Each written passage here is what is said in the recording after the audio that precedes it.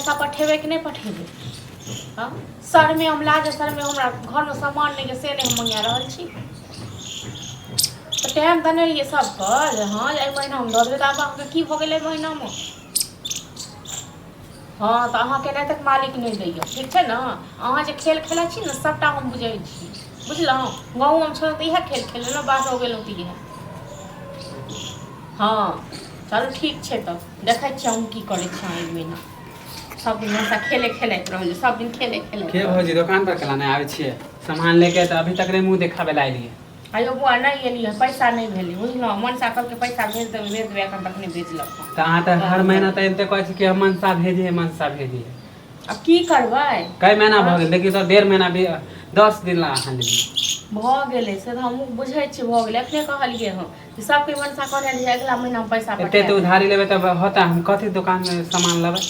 हाँ तो दऽ देब अहाँके पैसा बुझलहुँ। 5000 है 5000 कनी भेल कहलकै हँ जे महीना रुकि जाए सबके कहि एहि महीना देबै। रुकि तेसर में जाए, हम मोबाइल हमरा घर में नहीं यऽ किछु आ तेसर में हम अहाँके दुकान पर नहीं जाइ छी आने के लिए बुझलहुँ। किया तो हम अहाँके टाइम जे हिसाब से ले लिए वही हिसाब से हमर पैसा पहुंचा देती ना। ओहे हिसाब से पठाबै वाला छलहुँ लेकिन की करबै हमर घरे वाला कुपात्र छी बुझलहुँ। ई त अहाँ के घर के प्रॉब्लम ना हम नहीं ई सब से मतलब लगा अहाँके हमारे सामान लेन छै पैसा दियो हम। हाँ तो 5000 रुपया हम नेने छी 5000 रुपया के लोक हम भाग नहीं जाब कतौ। 5000 दे देबै त हमर दुकान केते भाग जाते। तै ना कहै छियै गांव से कतौ भाग नहीं जेबै हमहूँ इएह गांव में रहबै सब त इहे बात पूरा गांव खाली कर। दुकान जेबै सामान आनै ला लेकिन रुपया नहीं देलहुँ तै नहीं। हां तो टाइम पर दे देती तब ना विश्वास बनल रहे हैं।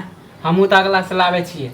अयो तो विश्वास अहाँ जे कहै छी विश्वास वाला बात एक बात कहूँ गाँव सब चल गेली है मार्केट में त 1 रुपया जे कम जाए ना तो सामान काट ले। अहाँ कथि बुझै छी तो हम अहाँके रुपया पचा के नहीं लेब। आ गांव घर में त ले ले है बैठ जाए खा के। खा कर जाओ खा के क्यों नहीं बैसल यो बुझलहुँ। कहीं जाइयो मार्केट तब पता चल जाए। नहीं एती बुझलो ना सुनावे ला नहीं लो हमर पैसा दियो। अपने नहीं छियो ना दिन तक रुपया खा के आबै से रहबै से।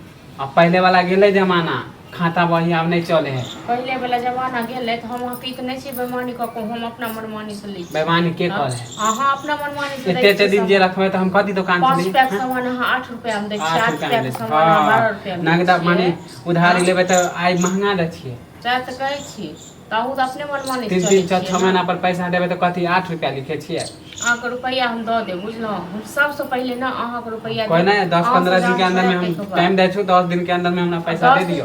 अंदर में हमरा है तखन देब नहीं है त हम कतऽ से देब। हां नहीं त हमर मम्मी आत ना त बेइज्जत करत त हमरा नहीं कब दे जाए। अहाँके मम्मी जे बेइज्जत करथिन त एहन त नहीं छै हम पैसा पचा लेबै आ बेइज्जत जे अहाँके मम्मी करथिन त हमरा नहीं कराबै छै बेइज्जत। हां उठाले हमर उधारियो लियो पैसो नहीं देबै उठाले बेइज्जत करबै कथि बुझ लेलिया। आ सब बेइज्जत करबै त एगो चवन्नी नहीं दे केना नहीं दे छै पैसा माने खा लेबै नहीं देबै पैसा। हां त अपन जुबान जे है ना से संभाल लियो दोसर जगह नया दुकान के नया दुकान में उधारी लगा दोसर जगह रहे तो मुँहे मारता नया दुकान खोल लिए लोग नहीं जाए चल दुकान पर हम चल गए हमरो दुकान पर आबो हमरो तो ये नहीं हम समझ नहीं छली कि उधारी खा के बैठ देबै।